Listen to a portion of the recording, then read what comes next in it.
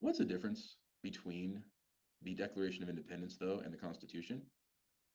Well, on one hand, the Declaration was the original founding document that established American sovereignty and, of course, laid out the most fundamental principles of what not just this government, but what all government was for. The Constitution, however, was the government for the new nation. The Declaration was more concerned with the purpose of all governments. I just said that. There it is.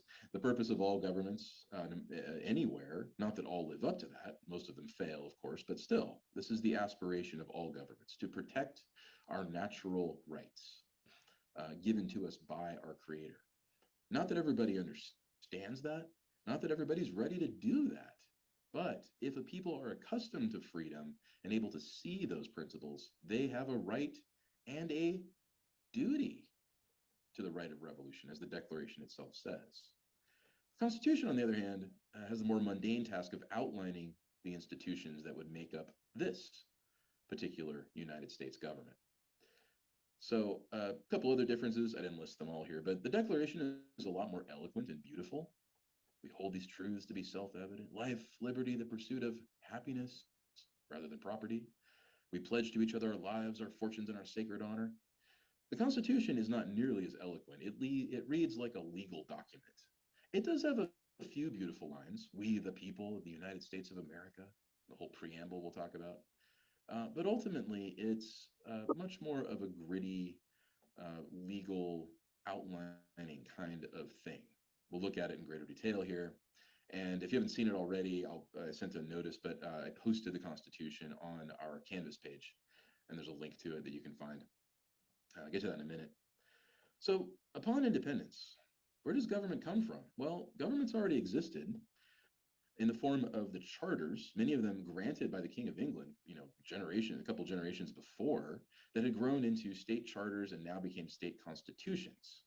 There's the state of Massachusetts. Where's that? No, it's Massachusetts. This is back when S's were F's, like we mentioned.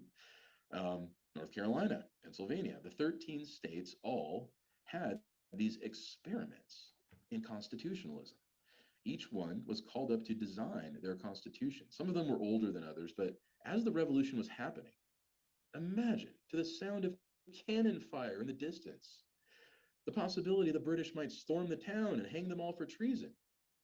Delegates at each of these 13 conventions met, and they were clear-eyed enough to sit down and think very carefully about what their state would need.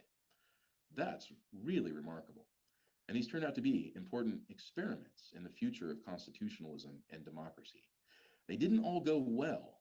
Some of them went very badly, but still they were noble attempts. Those are the states. What about the federal government? Well, there wasn't one, really, except for this, the Articles of Confederation, drafted in a hurry by the Continental Congress. About the same time they chose George Washington to be commander-in-chief, about the same time they drafted the Declaration of Independence, we got the Articles of Confederation. What did this do? It was a firm league of friendship, as it was called, between the states. That's what a confederation means. It had a single Congress, and that was all. No president, no Supreme Court, just one branch. And it wasn't even a bicameral Congress like we think of it, House and Senate. It was just one Confederation Congress. It had the power to declare war, and it could start an army and navy, but it never did, right? Because the voting procedures in that Congress required 9 of the 13 states and then the individual delegates to agree. They could also make peace and sign treaties, but of course, there was no opportunity to do that either. They could borrow money, but they never did. They couldn't agree enough among themselves to what money to borrow. But still, though, they had the power to do it. They could organize a post office. So that turned out to be very important because that's just the bare minimum of union. And the post office also is created by our Congress today. And it becomes very important through much of the 19th century as a symbol of the union. The postal worker is the most common federal employee you come into contact with. So we'll get back to that. But what did it fail to do? Or what was it unable to do? There's a couple of things that are vital for any federal government. Taxing power. What's the point of borrowing all that money if it can't pay it off? It could request funds from the states, but that was it. If the states refused to give those funds, then there were no tax dollars flowing into the government. They couldn't fund anything. Plus, like we said, no executive power. So whatever laws they passed, well, are they going to enforce themselves? So this is a very weak and frail government. And you might often hear that the Articles of Confederation was a failure. Well, not exactly, but given enough time, it probably would have failed. It did have one major success, and that was the passage of the Northwest Ordinance in 1787. And this was a very simple law designed to govern the Northwest territories. And we saw some very familiar rights protected there. We saw religious freedom, which would later become the First Amendment, the religion clauses in the First Amendment. We saw authorization for funding for public schools. And like we said, there was no power to tax, so they couldn't exactly fund them. But still, if the tax money ever came, it would fund education. And a variety of other things. It outlined what would become future states. Some of the names were familiar: Michigan, Illinois. Some of them are very strange. How about the state of Sylvania, right? That ended up not being on the map, but still, this was one good thing the articles did. But the rest of the time, this was a frail government, totally unable to oversee the needs of the rest of the country. And in the states, things started to look pretty messy. This was the great fear of wiser people like George Washington, not so much victory in the American Revolution, sorry, not so much defeat in the American Revolution, I should say, but victory. It's one thing to be dominated by tyrannical power and to take up arms against it. It's another thing to suddenly find yourself having to govern yourself. It's like 19-year-old freshmen in college for their first time. How do I order my life now that I'm not in my parents' house? So it was with the Americans. And the biggest problem that we saw in many state legislatures was what came to be called the tyranny of the majority. Majority rule. Plato had a very thoughtful criticism of democracy, but he didn't exactly mention this one. The fact that the majority does whatever it wants. What can the minority do to protect itself? Just hope in the goodwill of the majority. If it's not there, they get crushed. So it was in the state legislatures, and this took on a variety of forms. We saw the legal persecution of religious minorities. Sometimes it was Jews, there was some anti Semitism, but not as often for them. Sometimes it was Roman Catholics. Being a predominantly Protestant society, Catholics felt the brunt of the persecution. But the worst victims of all were the Quakers. They had special taxes placed on them just for being Quakers. They had strict regulations and regulations on their housing and where they lived. They had to register with the government for being a Quaker. This was outrageous stuff. And most chilling of all, they had to wear special badges in certain states. Why did this happen? Well, it's tyranny of the majority. It's what happens when you just let majority rule, pure and simple. What do you do about it? Along with that, though, came the monetary problem. The majority of farmers, they're always a big majority in this day, right, want to pay off the mortgages on their farms. Well, what's a quick and easy way to do that? Overprint the currency in the state. That causes inflation, and true, consumer goods become more expensive, but the mortgage gets paid down faster. And like we said, they're the ones who feed us all. Here's a 4-shilling bill from the state of Delaware at the time. And if you look at the bottom in the middle there, to counterfeit is death. Indeed, the state of Delaware required everyone to use this currency, and to use any alternate currency or to counterfeit or even to barter was the death penalty. Now, do you suppose that they actually enforced this? No, no one died for using alternate currencies in Delaware. But still, it showed how out of control things were. So yeah, the farmers are paying down their mortgages, but meanwhile, a loaf of bread costs $80 at the local market. Inflation is what happens when you overprint currency. And nothing seemed to stop these state legislatures from behaving this way. Well, what about the governor's veto? The executive power can always veto, right? It's an old tradition going back to Rome, remember? In the American system, it was always placed in the hands of the governor. Well, governors would veto. And then they'd be threatened with impeachment. It was miserable being a governor. It was very, very hard putting up with this majority tyranny. And governors would resign and resign and resign. Watching all of this happen was the hero of the hour, standing quite a bit shorter than any of the other founders. Really kind of socially awkward, but brilliant. James Madison of Virginia, always dressed in black. He'd show up at parties and he'd stand in the corner and stare at the floor. He was very soft spoken and quite awkward, but brilliant, brilliant mind. When people got to know him, wow, the things he had in his head were just incredible. It's believed by historians that he had a photographic memory. He was fluent in Greek and Latin and Hebrew by the time he was like 16 years old or something like that. He'd gone off to the College of New Jersey, we know it today as Princeton, and studied with some of the greatest minds of the era, John Witherspoon in particular, and had considered the ministry. In fact, what's funny is people often mistook him for a Presbyterian minister because he was always in black. No, he wasn't.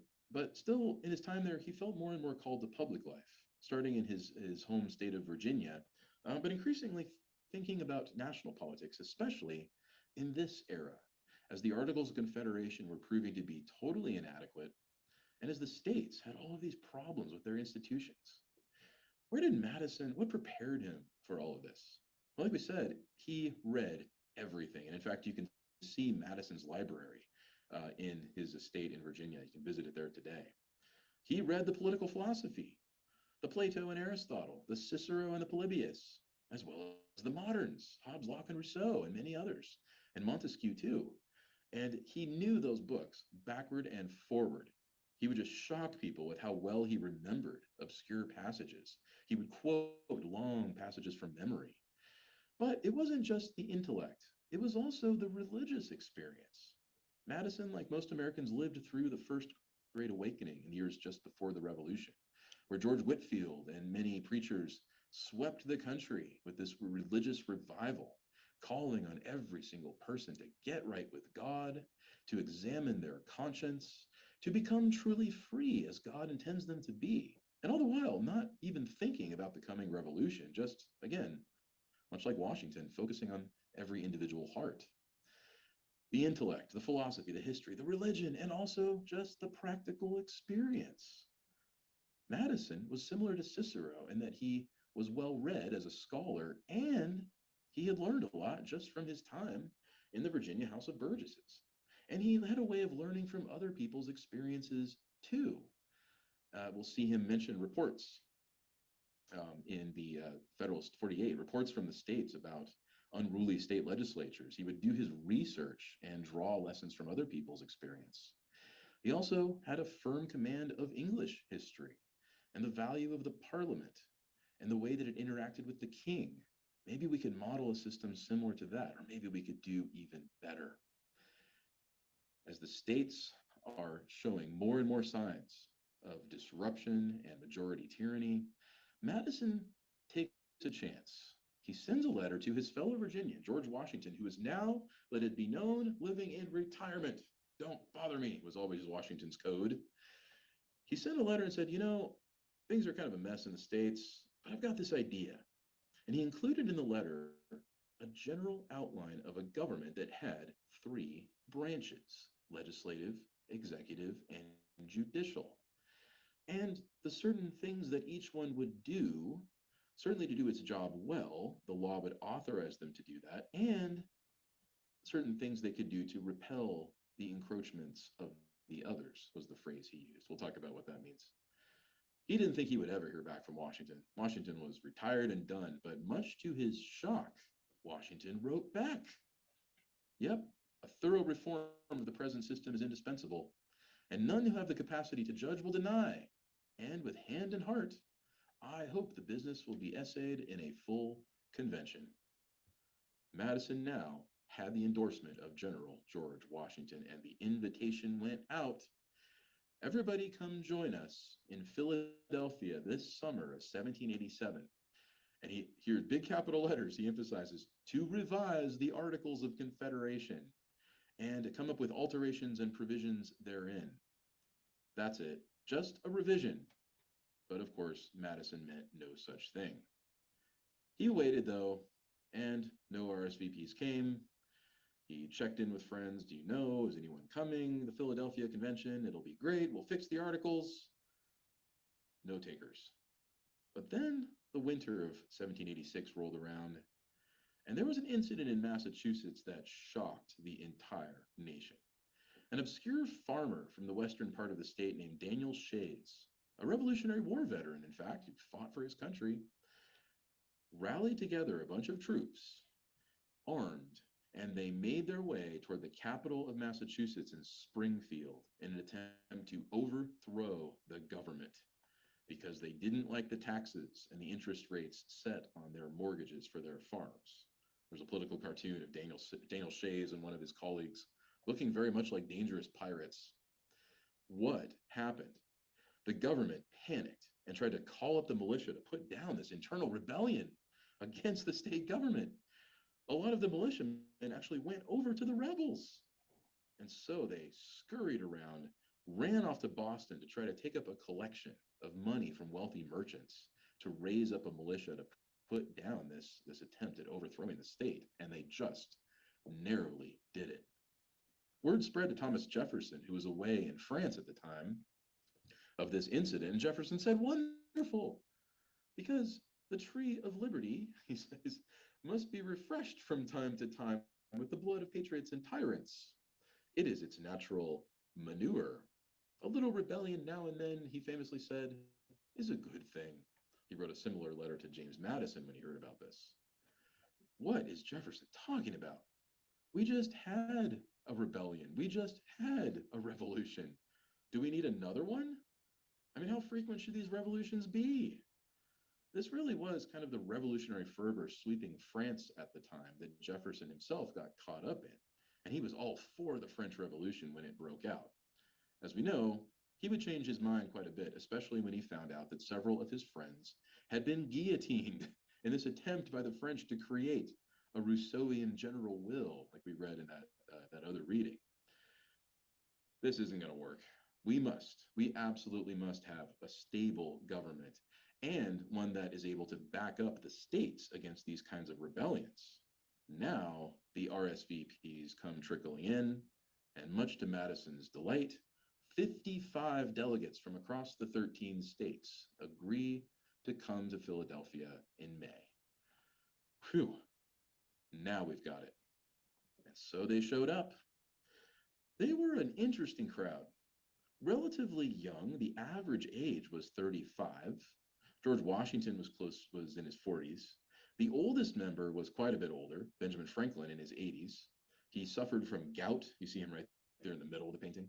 His legs swollen up. He walked with a cane. He was terribly hard of hearing. He was always asking people next to him, "What did he say? What did he say?" He also had his 18th century hearing aid, that enormous cone you would stick in your ear so you could hear what was going on. And they filed into the room. Many of them college graduates, many of them friends from college, many of them old friends who'd fought in the Revolution together. An interesting, strange hodgepodge of people with a variety of different interests and inclinations, some of them hot-headed, some of them very temperate, willing to listen. A majority of them, slave owners, as we know. The ones from the northern states, less so. The southern states, almost all were slave owners, including Washington.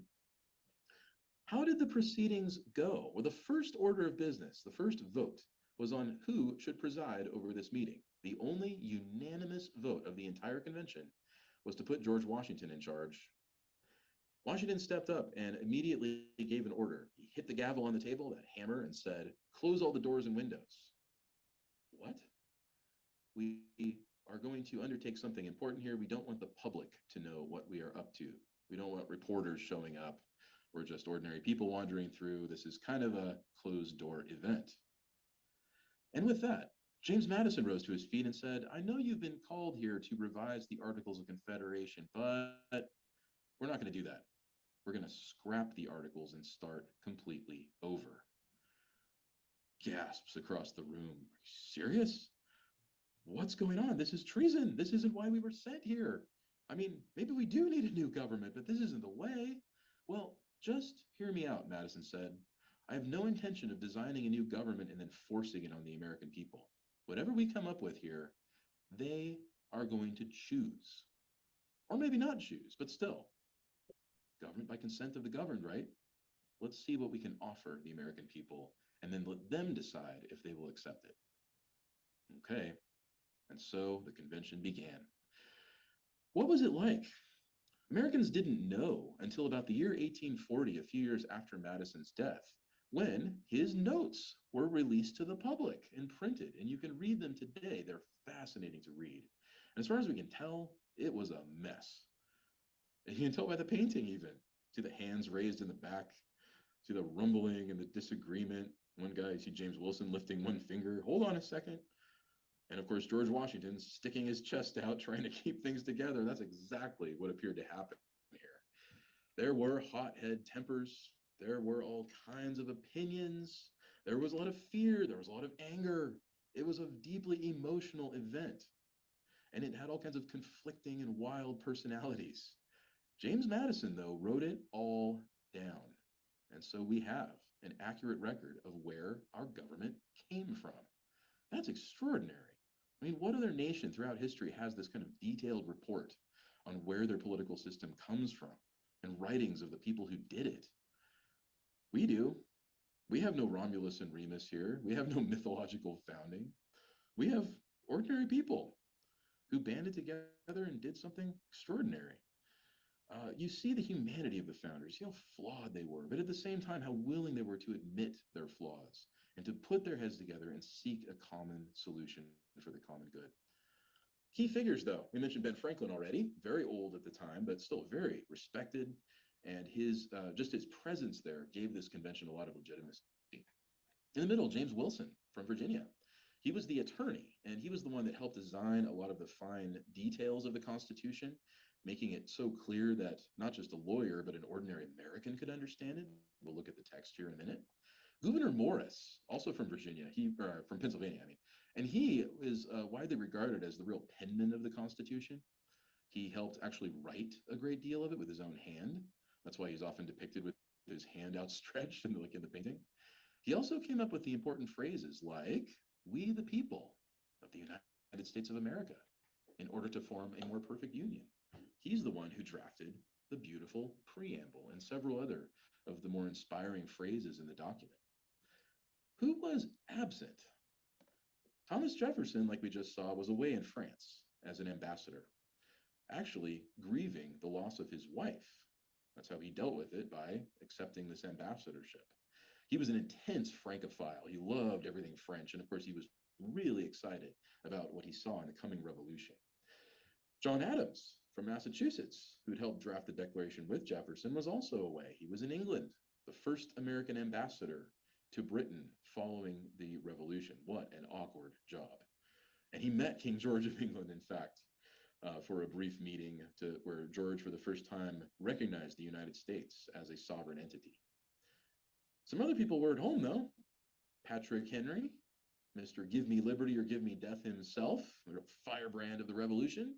He was invited to the convention, and he refused to go, famously telling the public, "I smell a rat." George Clinton of New York, longtime governor of New York, and we mentioned how what a bad time the governors had. Clinton was the exception. He had a strong executive branch. He had a veto power that the legislature respected. He was commander-in-chief of the New York State Militia. But still, he thought that degree of power ought to remain only in the states. To come up with something like that in the federal government, that's really, really a bad idea. He knew what they were up to, and he refused to go. Another firebrand of the Revolution, Samuel Adams, John Adams' cousin, well known for his beer, right? You still find it today. He also refused to go, certain that this meddling and tinkering with the Articles of Confederation would result in a strong central government that would evolve into tyranny. Never, he said. So, the convention was underway with several figures absent, but 55 there who put their heads together to come up with a plan. Well, the first two drafts of the Constitution we got were the Virginia Plan, modeled after the state of Virginia, and the New Jersey Plan, modeled after New Jersey.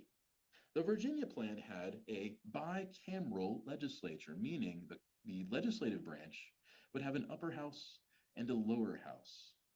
novel idea, but where would they come from? Well, the lower house would be elected by the people, so by population. The upper house would be elected by the lower house, not the people, not the states, just the lower house. It had a chief executive, a single powerful chief executive, who would hold office for 7 years, though they changed the number back and forth, but it started at seven. And it granted certain powers to that executive that weren't in the Articles of Confederation.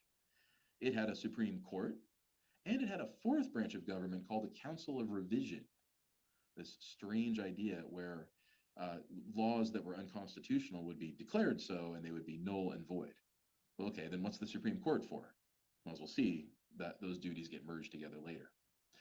The New Jersey plan was different. It was basically the same method of representation as we'd seen in the Articles. 13 states, each with one representative in the Congress. That's it. It was one house, represented on the basis of state rather than population. It had an executive branch, which was new, but it was an executive council, multiple presidents at once. Imagine 5 Joe Bidens, right? Imagine 5 Donald Trumps at once, strange idea, but they seem to think it was important though, because the Romans did it. Remember the consulship, the two guys? The more executives you have in the executive branch, the more they can check and balance each other and limit abuses of power. So the real concern was not about that, but about representation. Big states liked the Virginia plan because it was based on population. Small states liked the Virginia plan, New Jersey plan, because it too was based on population, but only in the, I'm sorry, it was based only on state representation. It disregarded population, I meant to say. Big states like Virginia plan, small states like New Jersey plan. And by the way, it's summer, it's hot, and all the windows and doors are closed, and these guys are wearing velvet petticoats and stockings from the 1700s. And they're trying to figure out the best way, and the banter goes back and forth and back and forth. Tempers start to flare, and it looks like this divide is irreconcilable. What are we going to do? Shouting erupts on the floor of the convention. Passionate speeches in defense of the small states, in defense of the large states, back and forth over what's fair and what's just and what the right way is. And again, it's hot, summer in Philadelphia. In fact, here's an experiment. Pause this recording and step outside right now in the 90-degree heat and try to think about constitutionalism. I bet you can't do it. So the fact that the founders even tried is quite amazing. Well, in the middle of these disputes that just seemed like it was all going to crash and burn, Alexander Hamilton steps up. Remember Lieutenant Hamilton from the Revolutionary War? Hamilton from Barbados. He'd been born in a British colony, and he never really lost his British dialect. And in fact, he never stopped looking a little bit British, too. He was a bit of a snob. He was a bit above everyone, and yet always willing to try to talk to you and change your mind. He did it with Washington all the time. He did it with everybody. Always a bit aloof from everyone else and always certain that he really knew all the answers. But what's amazing about Hamilton is that most of the time he actually did. We'll talk about that later. But he gave a stunning speech in June 18th in the convention. You know, everybody, you all know the truth. The English model is the only good one on this subject. The hereditary interest of the king is intertwined with that of the nation. He is placed above the danger of being corrupted from abroad because he regards his kingdom as his family. So let one executive be appointed for life who dares to execute his powers. Gasps across the chamber. What are you saying, Hamilton? I always knew you were a monarchist. Sure, call me a monarchist if you like, but you know that this is the way to stability in a political system. And trying to figure out how to reconcile these two plans, Virginia, New Jersey, Virginia, forget it. Just have a chief executive, and he will allow a legislative branch to exist at his pleasure, just like the king did with Parliament. It may be said that this constitutes an elective monarchy, but so what? And with that, Hamilton left, but not without gunning Bedford of Delaware weighing in. Delaware was a small state, and he said, you know, the large states dare not dissolve the Confederation. He really thought that the Virginia plan would just end the states. If they do, the small ones will have to find some foreign ally of more honor and good faith who will take them by the hand and do them justice. How dare you, Bedford, they said. You would call foreigners in to settle a score with your political opponents. So one minute they're yelling at Hamilton, now they're yelling at Bedford. Washington had had enough. He had such a cool and composed character, except when people turned to political squabbling that turned into insults and shouting. That's when he lost it. Whacked the gavel on the table as hard as he could and said, "All of you, chill out, shut up, get out of here, and don't come back till you can get along with each other." And so the convention was suspended for a few days. Everyone was a bit relieved. The heat was getting to everybody. And as they filed out of the room in total shame, that's how you feel when George Washington yells at you, he summoned some of the cooler heads forward. You, come here. Among them was Roger Sherman and a few others. And he said, "Look, guys, can you figure out a compromise? Look at the plans we've come up with and the things that have been said. Secretary Madison has his notes here you can refer to, and try to come up with a way to compromise between the Virginia plan and the New Jersey plan." And they did. Roger Sherman headed up the special committee that crafted a brilliant compromise. What was it? When the delegates returned a few days later, a thunderstorm rolled through Philadelphia and the temperature dropped 30 degrees. Oh, what a relief. Everybody can think again. Handshakes, apologies, and Washington calls the meeting to order and he says, "Mr. Sherman has something to say." And Sherman rises and says, "I've got it. Let the lower house be elected by the people. Let the upper house be elected by the states. Really, just combine the Virginia and the New Jersey plan into a bicameral system." Gasps of astonishment. "Why didn't we think of this before?" "Well, because you were all angry," says Sherman. "And yeah, the heat was getting to you, but still, tempers flare and reason is easily overcome, isn't it?" And Washington turns to Sherman. "Sir, I believe that you have just saved the revolution." And with that, the pieces come together rapidly, and the excitement and the positive energy that pulses through the room is very, very apparent to the delegates. They are indeed going to figure it out.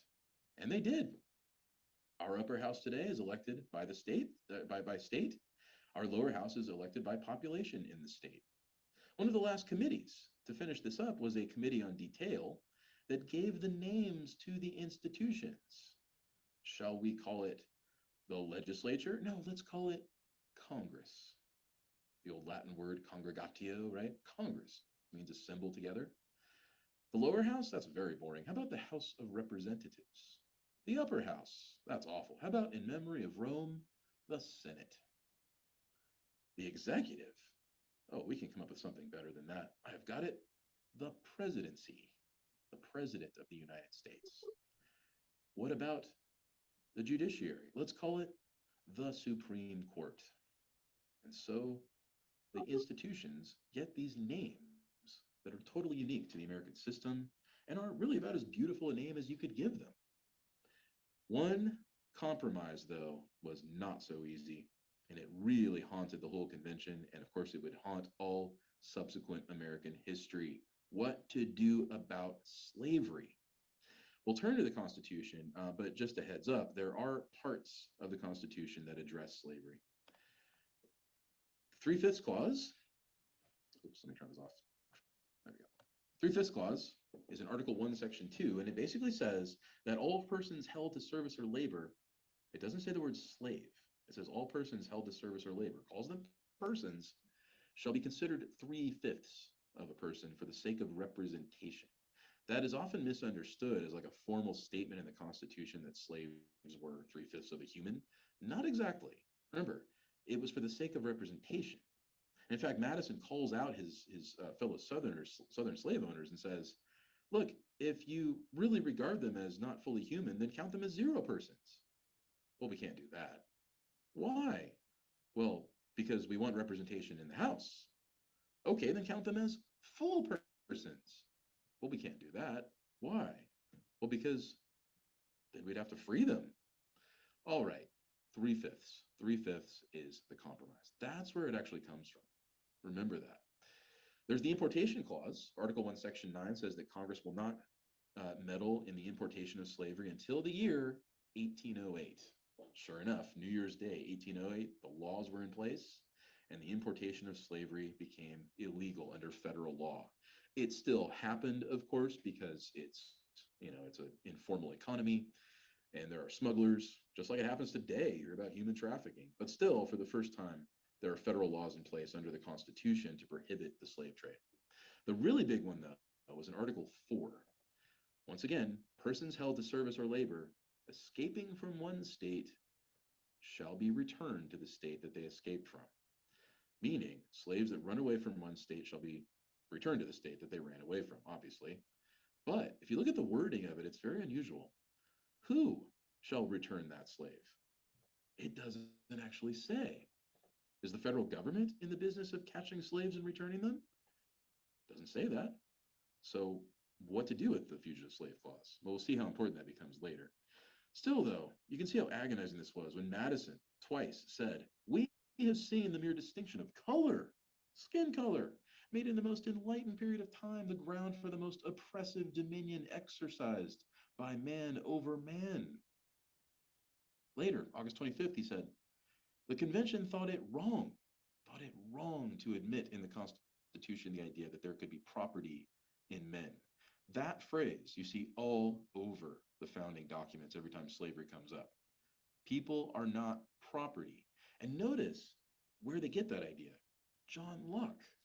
Locke insisted that property was property because you used your own hands to get it. You labored for it.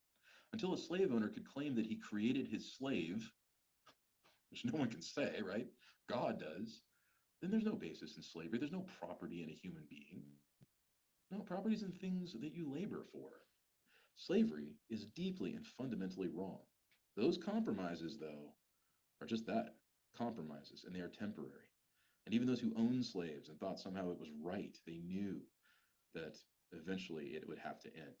Just like Jefferson said, "I tremble for my country when I reflect that God is just."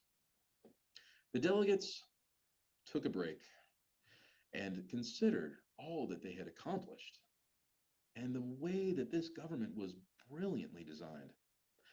All the while, George Washington, presiding over this meeting, could have easily seized complete control of it. He had that much authority and that much respect at the whole country and certainly at the members of this convention. But he never did. He let the convention run its course. He trusted the delegates in their wisdom. He broke up a few fights. He definitely didn't like the squabbling and he hit the gavel over and over again. But most of the time, he just sit back and let them figure it out on their own, listening very attentively. He only gave a couple of speeches the whole time. One was at the end, where he said, "Well, there's some things I don't like about it. There's a lot of things I do like, but I think it's the best we could possibly come up with." With that, they planned a party, a dinner party at the City Tavern. You can still visit it today in Philadelphia. It's a fine dining restaurant. And recently, historians did a little archival research, and somebody actually found the bar tab. This party, the founders drank 54 bottles of Madeira wine, 60 bottles of Claret, 22 bottles of porter, 12 bottles of beer, 8 bottles of cider, and 7 large bowls of punch. Wow, they really partied it up. A huge contingent of the Continental Army who had served under Washington showed up, and they were partying outside. Inside were all the delegates, Washington sitting at the end of this long table, and everyone sitting across from each other. Benjamin Franklin, who was an avid drinker, just getting blasted. And so, what a celebration. The following day, September 17th, 1787, we often see these serene images of them signing the Constitution. I got to remember, though, they were mostly hungover in these pictures, but still, they had enough together to sign their names. They lined up late in the afternoon and signed the Constitution. And you can see the signatures. They're still there today, categorized by state, each of the delegates. Not everyone signed. A few thought that it was a brilliant instrument, but still, they didn't want to go back to their states and say that they had supported it because that's not why they'd been sent there. Some really didn't like the way the Constitution turned out at all. And so they were pretty insistent that this was just a bad idea. And they would become its strongest opponents later. But it goes public, and the public reads for the first time the convention's Constitution. It's printed and printed and printed in pamphlets and newspapers. It's read and talked about. And there are articles and newspapers written about it. And there are speeches given in churches, in public forums, in city halls. You can actually see the marginalia in some of the printed constitutions, like that one. What did they think? Good idea, bad idea, underlining things, scratching them out. It's the talk of the nation. And off it goes to the public. I take you to the Virginia House of Burgesses, where James Madison and Jefferson had served for years, and there's shouting inside in this big, intense meeting. What was it about? The Constitution had gone public, and we found out what was in it, and the opponents were really upset. What was in it? Let's have a look at the text of the Constitution, and again, I posted it on our Canvas page, and let's go through it carefully. We, the people, in order to form a more perfect union, more perfect than the Articles, establish justice, ensure domestic tranquility, no more Shays rebellions, provide for the common defense, promote the general welfare, pursuit of prosperity, right? We do ordain and establish this Constitution of the United States of America, or sorry, before that, I skipped the line. To ourselves and our posterity, we do ordain and establish this Constitution for the USA. Ourselves, that's our current generation, our posterity, what's that? Our children, our grandchildren, our great-grandchildren, future immigrants who become naturalized and accept citizenship. Every future American, we leave them this gift. That is, like all laws, the preamble that we find in the Constitution, stating its general purpose. And again, it is the most eloquent part of the entire document. Can't write here, sorry. Preamble, there we go. And it was written by Gouverneur Morris, remember that guy? And it was meant to really show the enduring long-term value of this document. But then it gets down to gritty business. Article 1, what does that create? Can't write. Hold on. Doodle pad here. Okay, here we go. Article 1 creates Congress. And it lays out all the really cannot write today. 2 S's, here we go. And it lays out all the details of the House of Representatives, how they are elected by population, and the Senate, the fact that there will be 2 senators per state, and it lays out the duties of Congress. It also lays out a few of the privileges of Congress. The fact that members of Congress are exempt from arrest. Did you know that? Unless, of course, they commit some heinous crime, but then they're just expelled from Congress. The fact that Congress must always keep a journal of its proceedings. We know it today as the Congressional Record. It makes researching pretty much any law very easy to do. I won't expect you to do that. But it lays out the legislative process in Section 7. So yeah, the Constitution is divided up into articles, sections, and clauses. So articles, Roman numerals, sections are all the subdivisions. But what's the legislative process? It says every bill, before it shall become a law, must pass one house with a majority vote, pass the other house with a majority vote, and then it goes to the president. If he signs it, it becomes a law of the land. It becomes a federal law deriving its power from the Constitution. But if he doesn't want to sign it, he vetoes it. He can also just not respond, and if Congress goes out of session while he's just still holding on to the bill, that's a pocket veto. But yeah, the veto power, the president's power to say no. If, however, Congress really, really wants a bill to become a law and they can rally enough supporters, what happens? They can override the president's veto with a 2/3 majority in both houses. That's very, very hard to do, but they can do it. Section 8, though, is really important. These are the enumerated powers of Congress. Enumerated means listed. These are the things that Congress is authorized to do. And that's really interesting because we usually think of law as restricting and limiting things. You know, every right is protected against government intrusion and things like that. But what does Article 1, Section 8 do? It doesn't limit anything. It unleashes Congress to be Congress. And so what are they authorized to do? Tax, very important. Spend, right? Borrow money. Protect patents and copyrights under federal law. So your ideas are protected, your inventions or your poetry or your writing or your films or your music. Don't download illegal, don't download bootleg films. They're protected under federal law. To declare war, that's a big one. Well, wait, does that mean the president does nothing until there's a declaration of war? That's a huge debate. We'll think about it later. So establish a post office, very important, and back in the early republic. And then there's several clauses following the declare war clause that has to do with Congress's power over the military, to govern the military, even in peacetime. So Section 8, yeah. And in the end, what do you see? The elastic clause.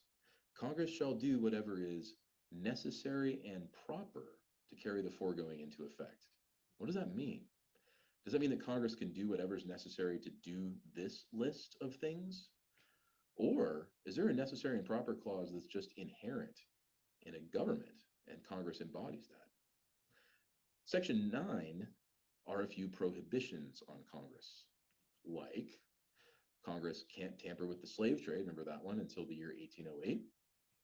Congress cannot pass any ex post facto laws. In other words, Congress can't punish you for something that wasn't illegal when you did it, nor can they pass what's called a bill of attainder. A bill of attainder singles out a special group for privilege or punishment. Nope, all laws must apply equally to all. There are no special laws for anybody. And then several other things. One that's really important. It says it says that the privilege of the right of habeas corpus shall not be infringed unless there's a rebellion or invasion. That is the right to trial by jury. And it cannot be suspended unless there's a rebellion or invasion. Now, the tricky thing with that one is who makes that call? Is it Congress's judgment that we're having a rebellion or invasion? Or who? Could it be the president? That's a really, really sensitive issue when it comes to presidential war power. So yeah, a few other restrictions. My favorite is no titles of nobility. We have no dukes or lords in America, right? There's no aristocracy here.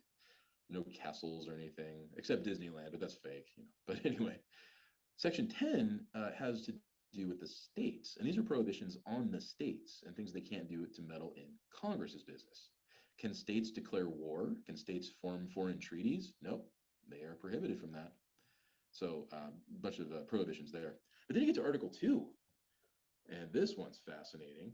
Article 2 is, of course, the presidency. Let's see if I can write this better. Yeah, that's the presidency and the executive branch. And it lays out extensively how the president is elected, not by popular vote, nor by Congress, like a parliamentary system where the prime minister is the majority leader. Instead, it's elected by a whole separate entity called the Electoral College.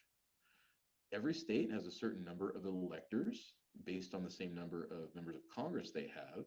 These people are chosen randomly, specifically to, or not chosen, but they're elected, I should say, but they're nominated randomly, specifically to do one thing: choose the president in that state. And then they disappear, and you don't see them again for 4 years. The electors it's a method of representation just for choosing the president. But what about the presidency itself? Upon the qualifications, president must be a certain age. He must have been a natural born citizen, born in the United States. So yeah, qualifications. But then there are the powers and duties. The president is bound by oath of office. I do solemnly swear, the president says in his inauguration, to preserve, protect, and defend the homeland, the country. No, the Constitution. So the oath is not specifically to anything like the country or anything like that, or people. It's to the Constitution. Then it lays out a whole bunch of the president's powers. He has the power to appoint his own officials. That's what becomes the cabinet. Really, everybody within the whole federal government is appointed, from cabinet secretaries all the way down to just lower level employees. He has the power to be commander in chief of the armed forces. So again, Congress declares war, but the president is the one who actually executes a war as commander in chief. He shall commission officers. He shall, from time to time, I'm skipping around here, but from time to time, give to Congress an address on the State of the Union. Does that mean a speech? The Constitution doesn't actually say that. All it says is address. And in fact, for many years, most State of the Union addresses would be letters sent to Congress, not speeches. All in all, though, the president shall, at the end, take care that the laws be faithfully executed. So if Congress has the necessary and proper clause, the president has that take care clause. What about impeachment? Back in Article 1, you saw it says at the end of Section 2, the House of Representatives is the impeaching body. They do the actual impeachment proceedings. The Senate tries the impeachment. And what's the worst thing that can happen to a politician, whether anybody in the government or the president, if they are impeached or are found guilty?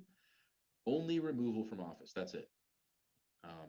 They will not be sent to jail. They won't face penalties or anything. Just removed from office. If they've done something seriously illegal and they're out of office, okay, then the investigations and proceedings begin. The president, though, what happens if the president is impeached? Then the Chief Justice of the Supreme Court presides over the proceedings to see. So that way it's every part of the government except the executive deciding about the president's guilt or innocence and whether or not to remove him. How many presidents have we seen removed? None. We've seen 3 impeached, one of them twice. So Andrew Johnson back in 1868. We saw Bill Clinton in 1998, and of course, more recently, Donald Trump impeached twice, and you remember why. No need to go into it. What about Richard Nixon? Well, he was almost impeached, but instead of facing that impeachment, he just resigned. So yeah, notice Article 2, very short compared to Article 1. Article 1 is long, details about Congress. The presidency is very streamlined and simple. Article 3 is the Supreme Court. Do you see judicial review mentioned there? Nope. That wasn't from the Constitution. That comes from the case of Marbury versus Madison in 1803. 1803 later. But all it does is lay out that there will be a Supreme Court. One of the powers of Congress back in Section 8 was to create lower courts. So all the district courts and circuit courts we have in our judicial system, Congress creates and funds all of those. The Supreme Court, though, that stands alone. It's created by the Constitution. And it was thought that the court would just sort of handle high-profile cases in federal law. But over time, as we know, they instead claimed the authority to declare laws of Congress unconstitutional. Then you get to Article 4. That one's important because it reassures those anti-federalist critics, don't worry, there will always be states, right? This is state power and state authority. It says that states will respect each other's laws, and they'll respect what it calls the privileges and immunities of the citizens of the states, meaning that states will respect the rights of citizens of other states. So your driver's license is good any other state in the country. Of course, if you move somewhere, you should get a new one eventually, but you give you like 2 or 3 months or something to do that. But still, I mean, your license, your marriage certificate, your whatever is recognized nationally. A criminal who commits a crime and runs away will be returned to the state where he committed the crime. A slave, we just mentioned, who runs away will also be returned. So yeah, Article 4 is this reassurance of the states and their sovereignty. Article 5 is an interesting one. It lays out the amendment process. How do you change the Constitution? You can't go in and change the actual text, but you can amend it and to change its effect. How does it go? 2 different possibilities. One is that Congress, by supermajority, 2/3 supermajorities, both pass the amendment, and then it goes to the states for their ratification. And that requires 3/4 of the states to agree. It can also go the other way. States can ratify amendments and then pass it to Congress. Notice all the while, the president is not involved in this. It's entirely between Congress and the states. Neither is the court. Can the Supreme Court strike down an amendment? No, because the amendment is the Constitution. And so most of the amendments we see in our Constitution, we'll talk about some of them later, they are all largely in response to Supreme Court rulings that are overturned. Enough people, plus Congress, disagreed enough with a court ruling that they overturned those with an amendment. Article 6 talks about the debt consolidated from the Revolutionary War.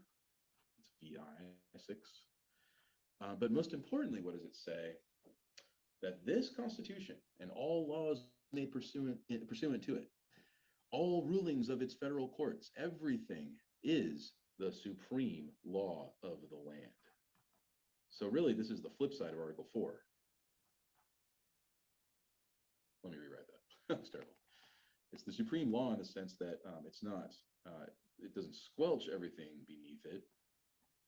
The states don't go away, but everyone is bound to protect this as the supreme law and respect it. So that means even state officials have to take an oath to the federal constitution in addition to the state constitution. It also has a very interesting religious liberty protection. There are no religious tests for office, right?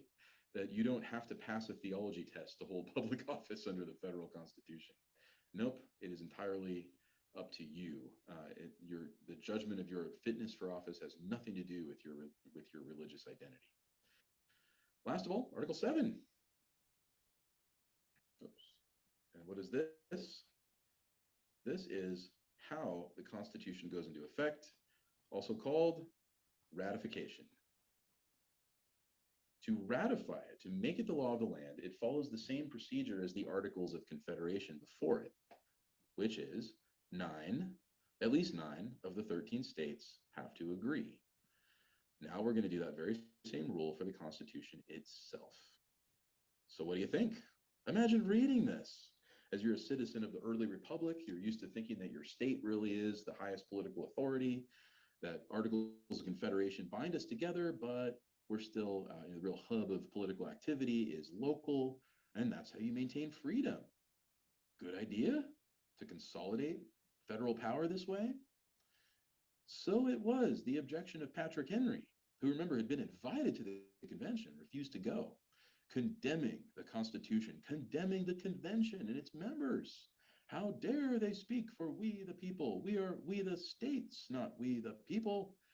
And he would just yell and scream and wouldn't let anybody get a word in. And all the other delegates at the convention just kind of sat back and marveled at this.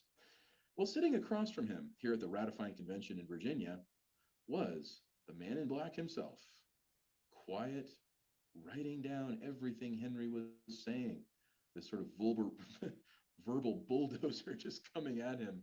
But Madison was undaunted.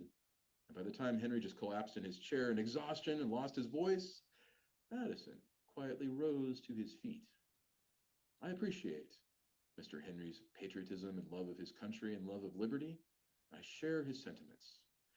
However, I think he's misunderstood a few things about the Constitution. First point, and there he states Henry's position. And what's amazing is Madison states it even better than Henry said it, calmly and deliberately. And he turns to Henry and says, "Is that what you meant?" Well, yeah, that was well said. All right, now let me refute it. This is exactly what you'll do in your papers. Right? Madison was just a master of it. He was so good, he could win over his opponents with this very charitable way of arguing. Well, what did the Anti-Federalists not like about the Constitution?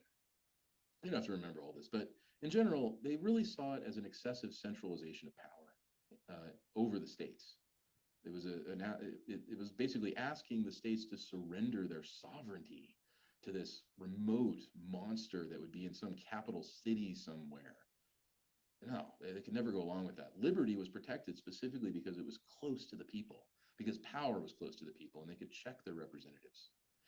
Responsibility in representative government is what resulted instead of the people. Representation is fine, so long as those representatives stay close to the people they represent. This political system put them at a very remote position from the people. Much of this had to do with the ratio of representation in the House. What was it? You saw in Article 1, one representative for every 30,000 Americans. Way too many, said the Anti-Federalists. It should be like one for every 100 Americans. Well, that's logistically impossible. If you had one representative for every 100 Americans, Congress would be massive and unruly. And they'd say, well, right, that's why we don't need this Congress. There was also, yes, kind of repeated myself there, but one of their other major objections was the fact that for as powerful as this new government would be, there was no protection of rights. Where's the Bill of Rights? And so the Anti-Federalists went to work. And there you see them pulling a basket, cut off at the edge there, but it says Constitution. They're pulling it to the rubbish heap. And all their objections and the printing presses are running. And the articles are being distributed, attack after attack after attack on the Constitution. Terrible idea. Don't do it. Don't do it. And then, in response, a series of articles appears in newspapers, first in the state of New York and then elsewhere, called the Federalists. And every one of them is signed by some mysterious figure named Publius. Most of the Anti-Federalists went by old Roman names like Cato and Sentinel. And there was one called the Federalist Farmer. They rarely wrote in their own names because they didn't want their identities to matter. They wanted the argument to matter. Well, here comes Publius. And this person is openly defending the Constitution. By the time Publius was done, all of those Federalist papers were pulled together into the Federalist Papers. There it is. Arguments in defense of the Constitution. What did they say?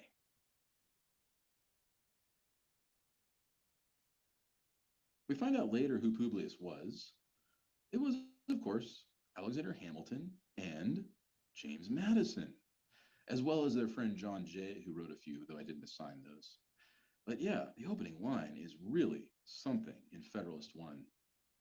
After an unequivocal experience in the inefficacy of the subsisting federal government, you, the American people, are called upon to deliberate, talk about, right, a new constitution for the United States of America.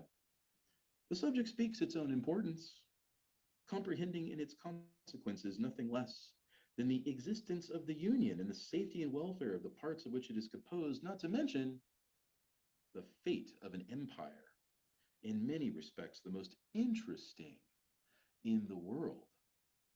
He says empire, he just means union, not like global empire.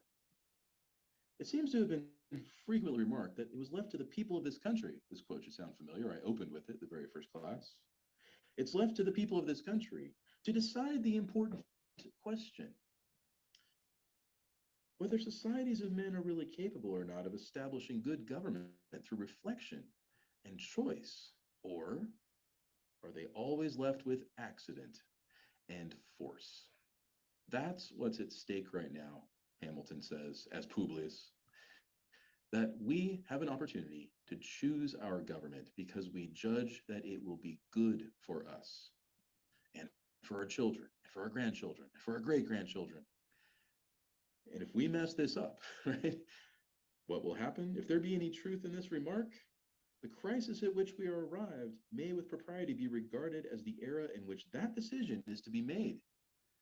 And a wrong election on the part of it, the part we shall act may, in this view, deserve to be the general misfortune of ourselves? No, of all mankind. So if we fail to ratify this Constitution, it will show the world that accident and force is the rule. But maybe we will ratify it. He says, next page, page 27, the idea will add the inducements of philanthropy, goodwill toward man, toward those of patriotism. So in other words, patriotism is selfish, philanthropy is generous. This will combine both, right? Your patriotism will align with your philanthropy. Happy will it be if our choice should be directed by a judicious estimate of our true interests, unperplexed and unbiased by considerations not connected with the public good. Wouldn't it be great if we could just have this conversation about the Constitution and choose it wisely? But This is a thing more ardently to be wished than seriously expected, he says. The plan offered to our deliberations affects too many particular interests, innovates upon too many local institutions, not to involve in its discussion a variety of objects that have nothing to do with its merits. That's very wordy, but what is he getting at? That politics is messy, that people come at it with all kinds of self interest and conspiracy theories and accusations. Is anything new in American life, or human life for that matter? They were just as divided and angry and suspicious of each other then as they were today. The Constitution itself came out of political polarization. Now, you could certainly point out ways that it's different today, sure, but still, it's been an underlying thing throughout American life. We'll see examples of that later. So he categorizes his opponents, those who oppose the Constitution. Some are genuinely concerned about liberty. People like Patrick Henry, right? So even though he's a loudmouth and everything, he still means well for his country. Those are the people I write for, Hamilton says. The other sort, who are out to elevate themselves at the expense of their country, they would rather enhance their power at the local level, even though the federal level falls apart. Well, nothing I can do about them, except hope that my readers will learn to ignore them. So that's who he's actually writing for. Still, though, we're dealing with, as he says, ambition, avarice, personal animosity. Avarice is like greed, party opposition, and many other motives that instill in us this intolerant spirit. He predicts, quite rightly, this will sound so familiar, a torrent, like a heavy rainfall, of angry and malignant passions will be let loose. To judge from the conduct of the opposing parties here, we shall be led to conclude that they will mutually hope to evince the justness of their opinions and to increase the number of their converts by the loudness of their declamations and by the bitterness of their invectives, not by the persuasion of their arguments. I will not take that route, Hamilton says. I will instead appeal not to your emotion, but to your reason. And I will show that it is in your interest to adopt this Constitution. So, introduction then. Well, what is it that will persuade everyone? We'll turn to Federalist 9, which is the second one I assigned on page 28. It's a much longer paper. I just included the first couple paragraphs. But what does he say? Federalist 9. What's the lesson of republics throughout history? Even Rome, as well designed as it was, they collapse. The instability, oh, sorry, wrong paper, hold on. Yeah, read your histories, the petty republics of Greece and Italy, and you can't help but feel sensations of horror and disgust, he says, at how they constantly vibrate between tyranny and anarchy, right? They go back and forth between tyranny and anarchy and the succession of revolutions.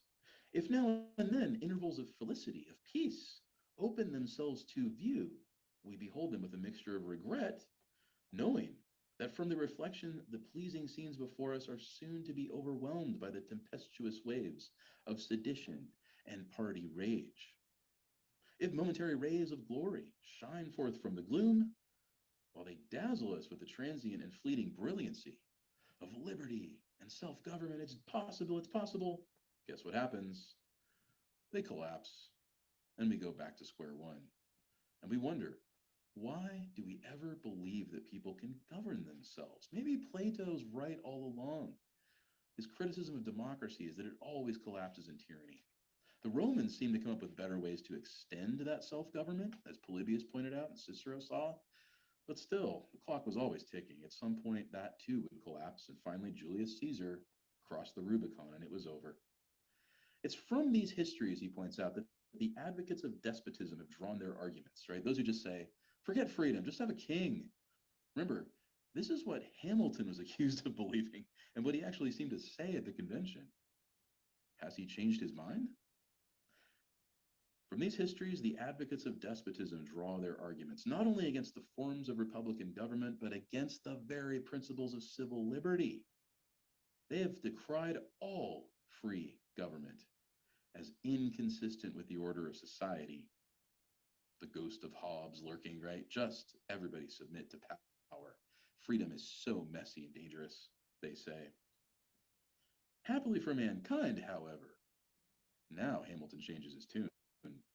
Stupendous fabrics reared on the basis of liberty, which have flourished for ages, have in a few glorious instances refuted their sophisms. So, in other words, there are occasional examples of people setting up a government and successfully governing themselves for a long time.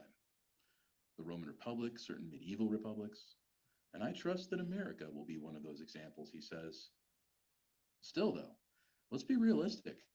Republics are messy and dangerous. And when they collapse, they bring everybody down with them. But here's the catch. The science of politics, however, like most other sciences, has received great improvement. What's he referring to?